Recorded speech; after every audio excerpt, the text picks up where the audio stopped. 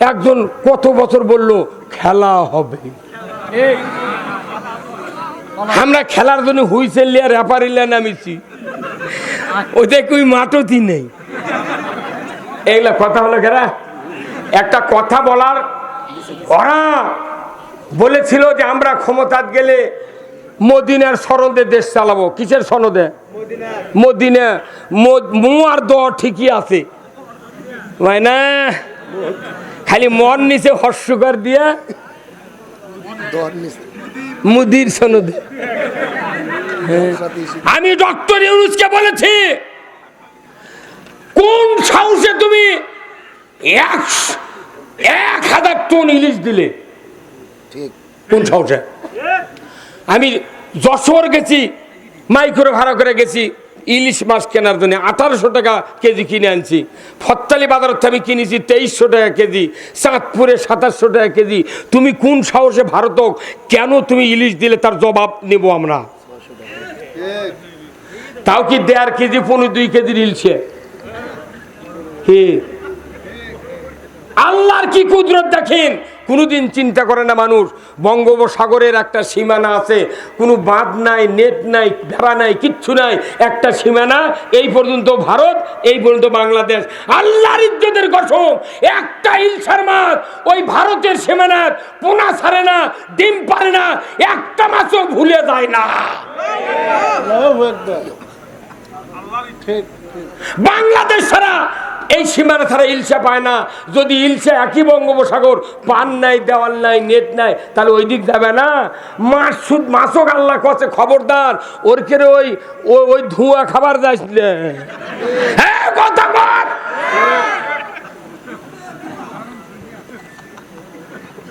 তা কি খোঁজ, আমি যা দিছি কেউ তা দিতে পারেনি, তুই তো ঠিকই দিছু, কিন্তু রক্ষা নাই। জাতির বুঝতে হবে রাজনীতি কারে বলে, খেলাফত কারে বলে।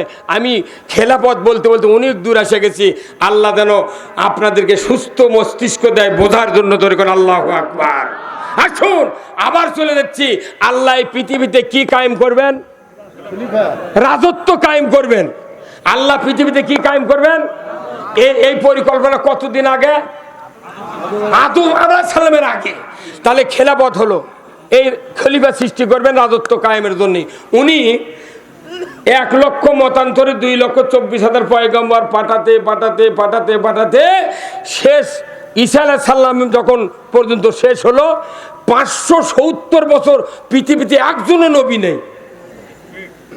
বনি ইসরাইল জামানার ইহুদিরা একদিনে 43 জন নবীকে জব করছে।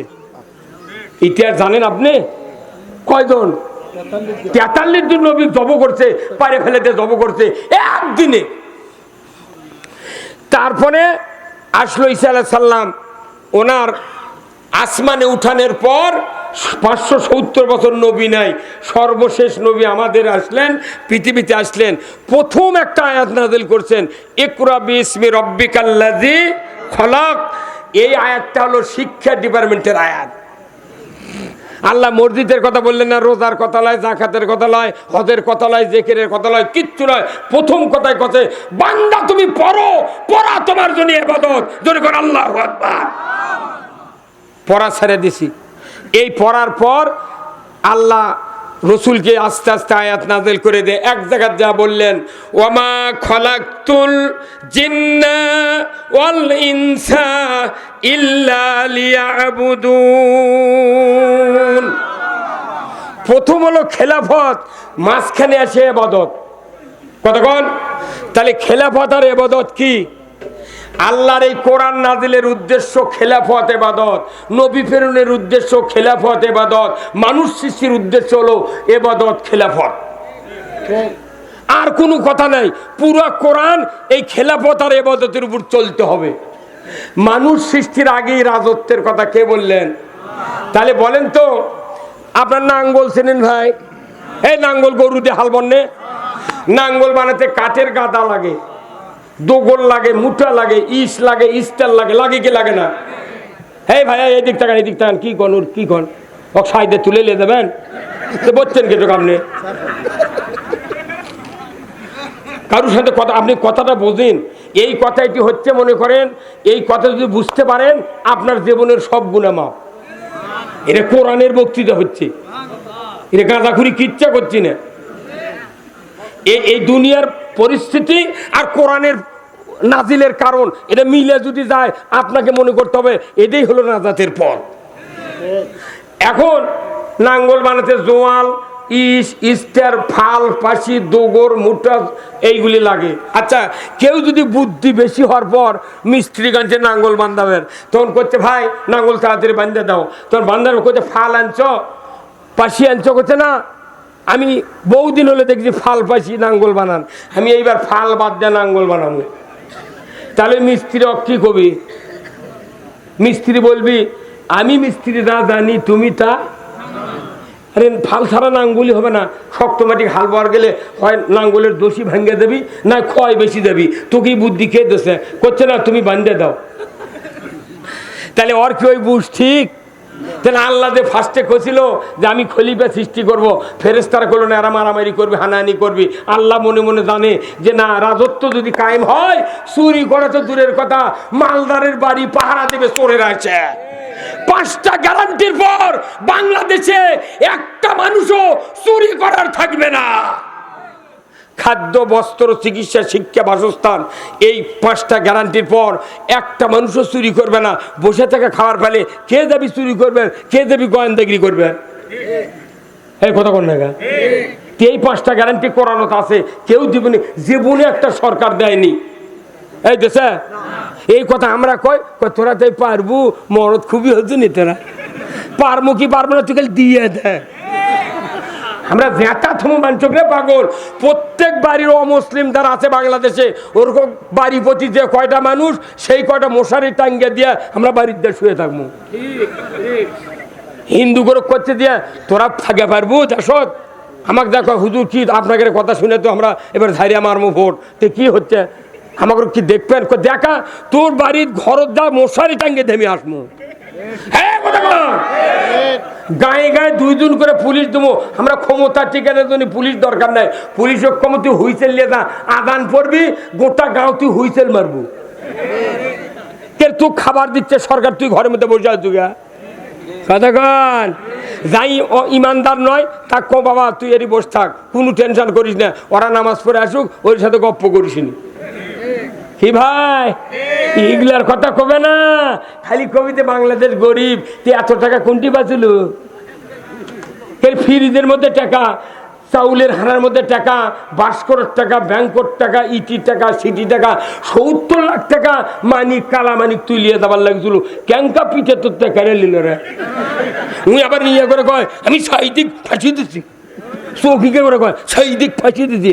এখন তুই কলার পাতার শুয়ে দিকে এগুলো হচ্ছে আল্লাহর আইন না মানার কুফল। আল্লাহর আইন যে কি, আসুন তাহলে নাঙ্গল ফাল ছাড়া তৈরি করা সম্ভব? তাহলে ফাল ছাড়া যেরকম নাঙ্গল অচল, নাঙ্গল ছাড়া ফাল অচল। এবাদত আর খেলাফত কে পাঠাছে? এবাদত যদি না থাকে, খেলাফত যদি থাকে, এবাদত অচল। আর এবাদত আছে, খেলাফত নাই, এবাদত অচল। এই জন্য আমাদের খেলাফত আর ইবাদত অঙ্গাঙ্গি ভাবে জড়িত। মানুষের নামাজ কায়েম করবে রাষ্ট্র শক্তি, কথা ঠিক কিনা? রাষ্ট্র শক্তি ছাড়া তবলিগের লোক, জামাতের লোক, পীর সাহেবের লোক, মাদ্রাসার হুজুর, মসজিদের ইমাম যদি বক্তৃতাতে নামাজ হতো, তাহলে মসজিদের মুতাল্লিগুলিকে মসজিদে ফজরের সময় পাওয়া যেত। আল্লাহ বলছেন রাষ্ট্র শক্তি নামাজ কায়েম করবে, জোরে কর আল্লাহু আকবার। কোনদিন রাষ্ট্র শক্তি কথা নামাজ কায়েম করো? এই ভাই কত মুরব্বী কত শুনছেন? তাহলে এগুলো বক্তৃতা ভাতাবাদি করে খালি মুলবিক টাকা দিয়ে পকেট গরম করছু। কারণ আমার আব্দুল সালাম আব্দুল্লাহ আলামিন এই বক্তাগুলা লিস্ট করে ঢাকা টেলিভিশন সেন্টারে প্রতিদিন রাত 8টা থেকে 2 ঘন্টা বক্তৃতা করানো হবে। আপনার ভাত খা সিয়ারত বসে থেকে টিভির পর্দার বক্তৃতা শুনবেন, কিছু কাছে রাত্রির কুয়ার মধ্যে বসে থাকা লাগবে না। আপনাকেও চিকিৎসা করছি, আপনারা আমাকেও টাকা দিচ্ছেন না, কর্তৃপক্ষ করছে কোন থেকে ধমনি বা টাকা হুজুর এনে কালেকশন করেন। এই ভিক্ষাই ইসলাম খাসে। একটা ভিআইপি মসজিদ, মডেল মসজিদ, ভিআইপি মসজিদ যারা জনগণ তৈরি করেছে, এগুলো মসজিদও ভালো ধরনের ইমামতি করে। শুক্রবারের দিন 5 ওয়াক্ত নামাজ হয়, হাটের দিন যেটি জুম্মা, এনা মানুষ বেশি দেখলে বিয়ের দিন এনা মানুষ বেশি হচ্ছে, ইমাম খালি মনে করছে সালাম ফিরায় মোকামো মেহরবানি করে কোটাটা ছেড়ে দিবেন। গাও যে আমার খেপে যায়, বুঝছেন? কে নামাজ পড়ে উঠে তুই ভিক্ষার কথা কবু করে করতে হবে আল্লাহর। কার কথা? আল্লাহ। আমরা আল্লাহর দল করি। জামাত ইসলামী মৌলানা মওদুদী এই দল প্রতিষ্ঠিত করছে। তুমি কোন সাহসে কও এটা মওদুদীর ইসলাম? তোমার চোখের ভুরু গায়ের পশম পাকে গেছে, তুমি ফতুয়াগিরি শিখিচ্ছ। এই কথা কোন না? ওরা দল করছে হাজার হাজার, 243টা দল, এনসিপি দিয়ে 244টা দল। 44টা দলের মধ্যে কোন দলের বিরুদ্ধে ফতুয়া নাই, খালি ফতুয়া আছে হতে জামাতের বিরুদ্ধে। কে তুমি ফাজলামো মনে করছ? আমরা কোরআন শরীফ পড়ে লাগিয়েছি এই কামত।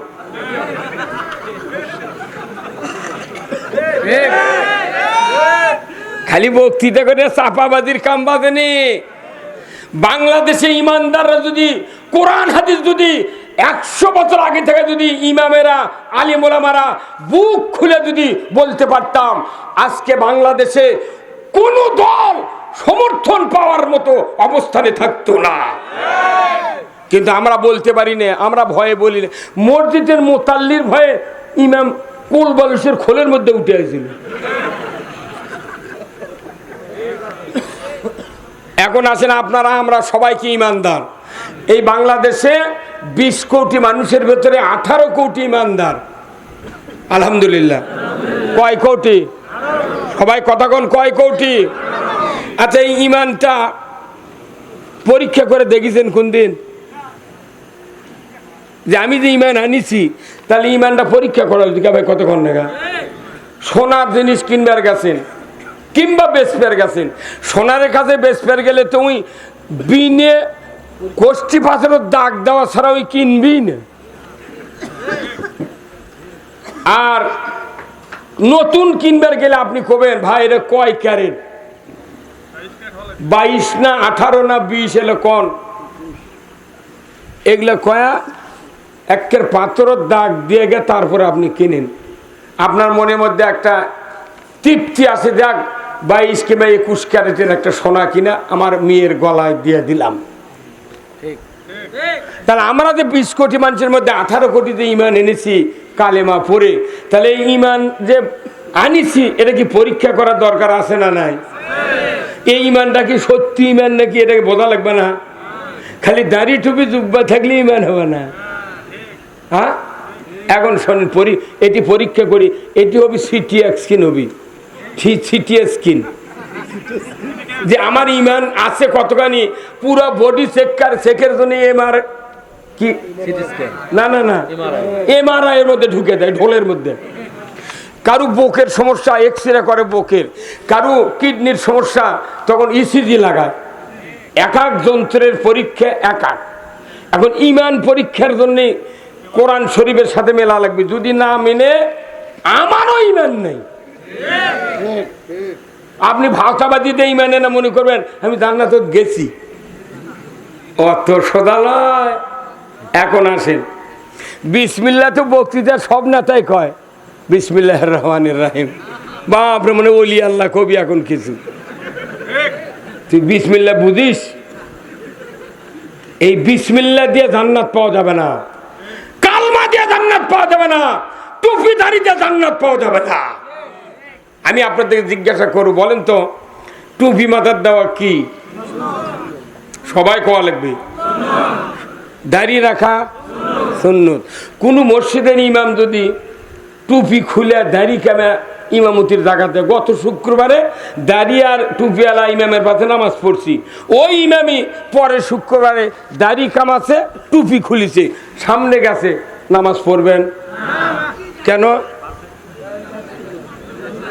তুই সুন্নত কাটলু কে? তুই টুপির সুন্নত বাদ দিলু কে? কে ভাই কথা কন না? হ্যাঁ, আপনার কথা কন। হ্যাঁ, সবাই প্রতিবাদ দিবেন না যে তুমি কি কাম করলে? তুমি কে টুপি খুললে দাড়ি কাটলে বুদ্ধি তোমাকে দিল কে? তুমি বাড়াও। পুরো মসজিদের মুসল্লি আন্দোলন করবে একসাথে, মানে পুরো মুসল্লি তখন সুন্নতের পক্ষে এসে গেল। একটা লোক সুন্নত বাদ দেওয়ার কারণে 5 মিনিটের মধ্যে পুরো মসজিদের মুসল্লি একজোট। কথা বুঝবেন আপনি? সুন্নতের জন্য কি ঝাঁকি মারে, তুই কাটলু কে দাড়ি, তুই টুপি দিলু না কে? একটা মসজিদের ইমাম যদি এই কাম করে, পুরো দুপচেছে আদম দিকে হয় দেবী একদিনের মধ্যে যে অমুক মসজিদের ইমাম দাড়ি কাটিছে, টুপি খুলিছে। এই কথা আবার পেপারত যাবি, ছবি যাবি, ইন্টারনেটে দিয়ে পুরো বাংলাদেশ প্রচার হবে। এখন আপনি শোনেন, তাহলে টুপি মার দাও কি সুন্নত, আর দাড়ি রাখা সুন্নত। এখন আসেন কোরআন শরীফ চলেন। আল্লাহ কোরআন বলছেন কখন তুমি ঈমান আনবে, কখন তুমি ঈমান আনবে, এই শর্ত পূরণ করবে চাচা আল্লাহ। তুমি কখন ঈমান আনবে? আল্লাহ এখনই করছে না, তুই যে ঈমান আনবো তো শর্ত দেন, শর্ত পূরণ করলে তোর ঈমান ঠিক মতো হবি। শর্ত পূরণ নাই, তোর দাড়ি যদি মাটি দেও ছিঁচড়ে যায়, তোর জুব্বা যদি গোর পারে মাটির, আর টুপি যদি 14 তলা হয়, তোর ঈমান নাই, ঈমান নাই, ঈমান নাই। কোরআন হাদিসের যত বক্তৃতা আছে এগুলোরই করার টাইম আমার নাই। আমি তো ফতুয়াবাদী কর্ম, বাংলাদেশের কয়েক হাজার বক্তা আছে, কয়েক হাজার। এই যে সেদিন বাংলাদেশ জামাত ইসলামীর আমির ডাক্তার শফিকুর রহমান বাংলাদেশের 301 জন বক্তা ডাকিছিল। আমাকে বগুড়ার মধ্যে 10 জনের নাম দিছিল। কেউ কেউ বক্তৃতার চাপে যায়নি, ওই সংগঠন করে না, তো ওই মিছে সভা দেশে ঝাঁকি মারে, আল্লাহর আইন চাই। তখন এই পাগল শ্রোতা কয়, নারী একই আনা লাগবে। ওই 1 মেরে মনে করছি বোধহয় জামাতের কেন্দ্র লিডার। এই কথা কোন দেখা আমিরে জামাত ডাকিছে, বগুড়া থেকে 10 জন গেছে, 6 জন, 4 জনই মিস। তাহলে ওই লোকগুলা বোঝা যাচ্ছে সংগঠন করে না, আল্লাহর দল করে না। এখন আল্লাহর দল যাই না করলো তার কি অবস্থা, আর ঈমান আনার শর্ত পূরণ না করলে তার কি অবস্থা, এটা জানার দরকার আছে না নাই? 40 বছর হলে বক্তৃতা করিচ্ছি, 47 বছর হলে, 40 বছর হলে জামাত ইসলাম, 47 বছর ইমামতি করি। তাও কিছু কিছু মুন্সির কাছে গেলে মুখ দেখে 20টে কে বা আমি কি অন্ধাত অধিকারা মনে তুই একটা বিরাট মরদ হয়ে গেছে, কিন্তু আমি তো বুঝি তুই কি পাওয়ারের। এখন আসেন আল্লাহ কোরআন কি বলছেন, এর উপর রেজাল্ট আর দেওয়া যাবে না। ঈমান আনার ব্যাপারে এর উপর রেজাল্ট আল্লাহর দেন নাই, একবারে ডাইরেক্ট ওয়ারেন্টি সহকারের আয়াত বলেছেন। অল্প কথায় ইমানদার যদি বোঝে, ওই ইমান তৈরি করার জন্য বাংলাদেশ জামাত ইসলামী বাংলাদেশে কয়েক কোটি লোক তৈরি করেছে। আল্লাহ কোরআনে বলছেন, ফামাই ইয়াকফুর বিত্তাগুত, ফামাই ইয়াকফুর বিত্তাগুত ওয়া ইউমিন বিল্লাহ।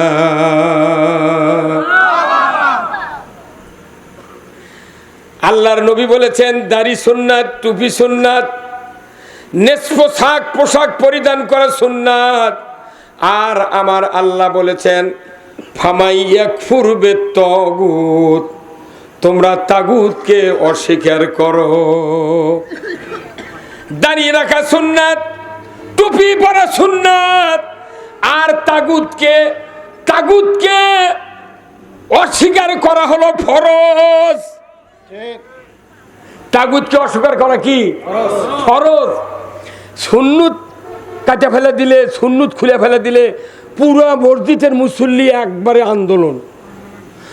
আর তাগুতর আল্লাহ বলছে তুমি তাগুতকে অস্বীকার করো, তার মানে কি তাগুতকে বিশ্বাস করা যাবে না, তাগুত মানা যাবে না, তাগুত তোমাদের ইমানের ক্ষতিকর একটা সিদ্ধান্ত।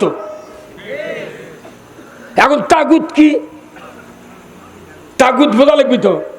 তাগুতটা হলো যারা আল্লাহর আইন বাদ দিয়ে মানুষের আইন তৈরি করে নিজেরা পৃথিবী শাসন করে, এরাই হলো তাগুতের জাত। আল্লাহ বলছেন এই তাগুত তুমি অস্বীকার করো, তারপরে ঈমান আনো। আর বাংলাদেশের মানুষ কি করছে? হজ করে আছে, কাউন্সিলর হচ্ছে, কথা বলে না? আরে হজ করে আছে, কাউন্সিলর হচ্ছে। মিয়া, আমরা এই কথা কোরআন থেকে বলবো। এই কথাটা আল্লাহ বলছেন যে তাগুতকে অস্বীকার করা ফরজ।